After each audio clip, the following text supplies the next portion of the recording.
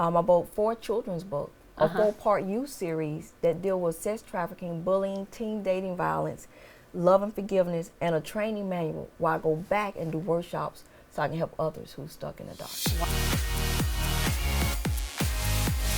Hi, and welcome to Kelly, where we talk about life, your life and my life, and through Kelly we hope to inspire. I have Dr. Holden on the show today. Dr. Holden is an author. She was a political candidate, and she also specializes in teaching leadership. Yes. You have an incredible story. So you have 6 kids. Yes, that's correct. And at one point you were homeless. So let's go back to this.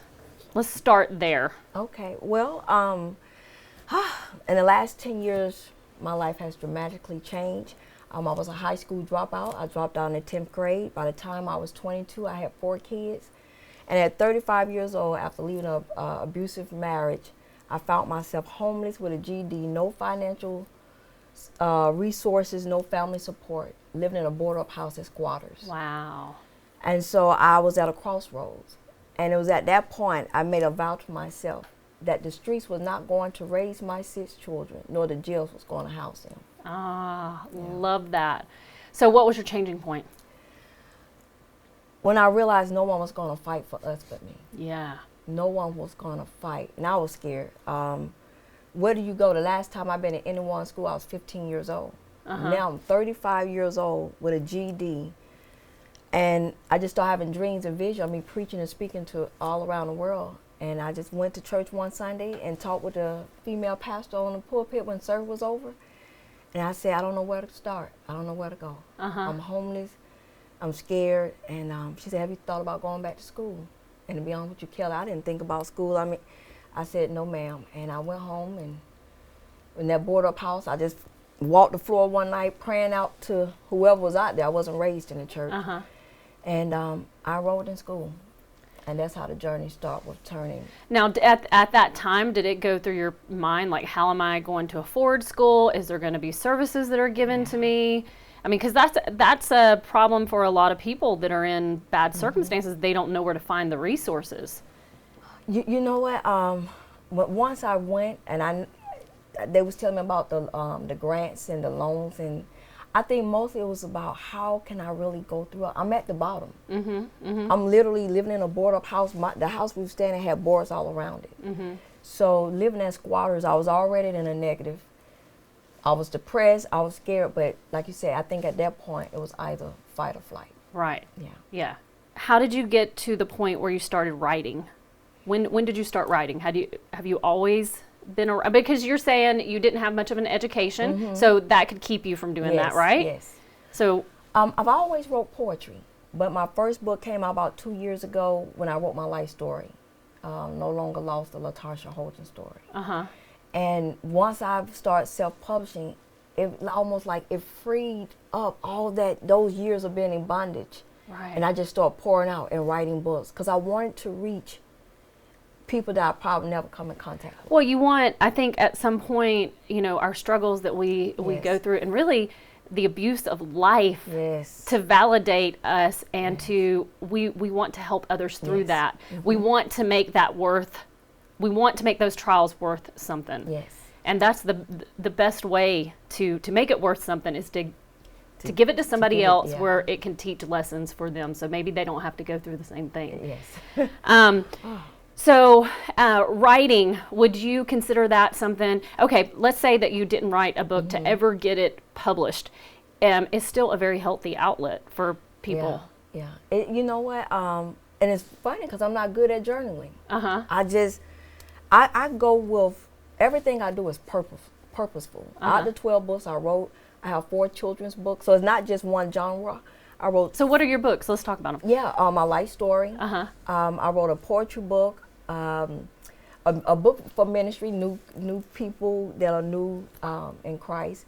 I wrote 4 children's books, a 4-part youth series that deal with sex trafficking, bullying, teen dating violence, love and forgiveness, and a training manual where I go back and do workshops so I can help others who are stuck in the dark. Wow. Wow. That's amazing. How has this helped you? You know what? It helps build on my confidence. Because a lot of people think when you're out of a situation, you should be okay. But you got to think about the residue.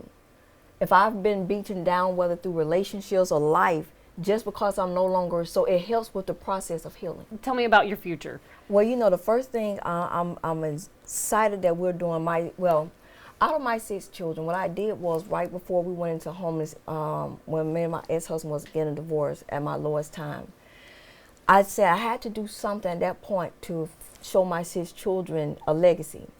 And at that time, I really didn't think I was going to make it mentally. Yeah. So I came to them and I said, well, I want to teach you all how to serve. And they was like, Mom, what are you talking about? We don't have anything. And I said, I know we don't have anything, but I believe if I can teach you how to serve now in our lowest moment, then I've given you a strong foundation to build on to become great leaders. Yes. And out of us doing things in the community, we got the newspaper clipping, the pictures. Back in Hurricane Katrina time, each child came to me one by one. Started my son, he'd be 29 in June. He said, Mother, I thought about what you showed us. And my way of serving is joining the United States Marines. So he just retired. He's Staff Sergeant Holden. Wow. I have a daughter that's an EMT studying to be a paramedic. Another daughter said, Mom, my way of giving back is going to the human service field. She's about to graduate next year, getting a bachelor's from Capital University. A 16-year-old daughter who's a 2-time published author, about to get her 3rd book published. And a 15-year-old son, he's a youth athlete, awesome kid. So I taught my kids how to give back. So now what we're doing is doing a documentary. This is a documentary, No Longer Lost, someone did on us a year ago. Uh-huh.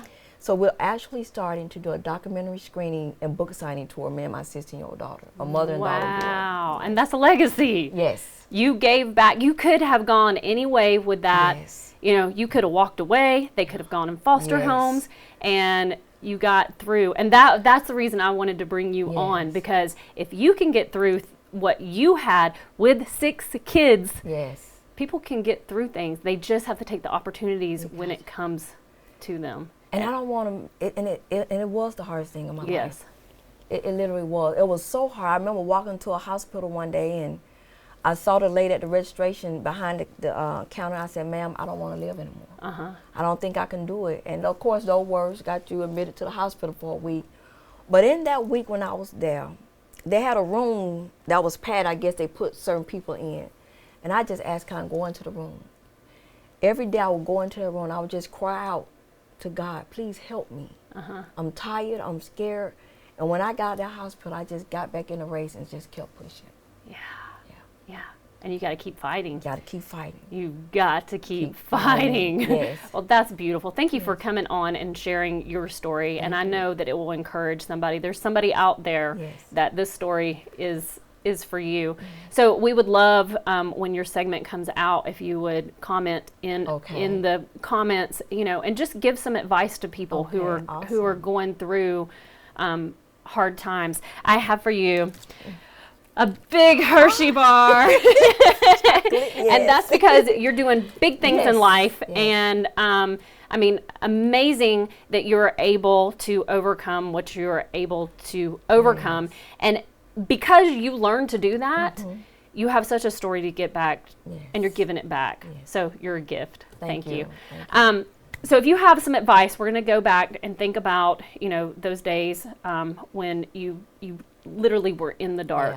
Let's talk to somebody that's in the dark and give them some advice that can tell them, you know, where they need to go, what they need to be.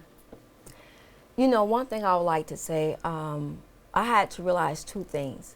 No one is going to fight for you. And it's going to, the days, nothing happens overnight that's worthwhile having. You know, if someone was to have told me back then that Dr. LaTarsha Holden, in 10 years, you would go from a GED to a PhD. In 10 years, you keep pushing, you will write 12 books. You know, back then, I probably like, are you telling me I would have to wait 10 years to see the manifestation? But I guarantee if you keep walking, there will be light at the end of the tunnel. Second, I would like to leave you with this. Own your space. See, I had to realize that I deserved to be here just like the next person, but I had to fight to own my space. I love that you just talked about space. The Carla that just was here before you, she was talking about her space too. Her daughter was in an accident, and she talked about saving the space for her daughter, and you just talked about owning your space. Owning your space. Love it, love it. Thank you so much. That's some gold nuggets, and I appreciate it. Thank you so much for being here and watching this segment, and we hope that it educated and inspired you. Please leave comments down, leave questions down in the comment, and Dr. Holden will come on and be glad to answer any questions for you.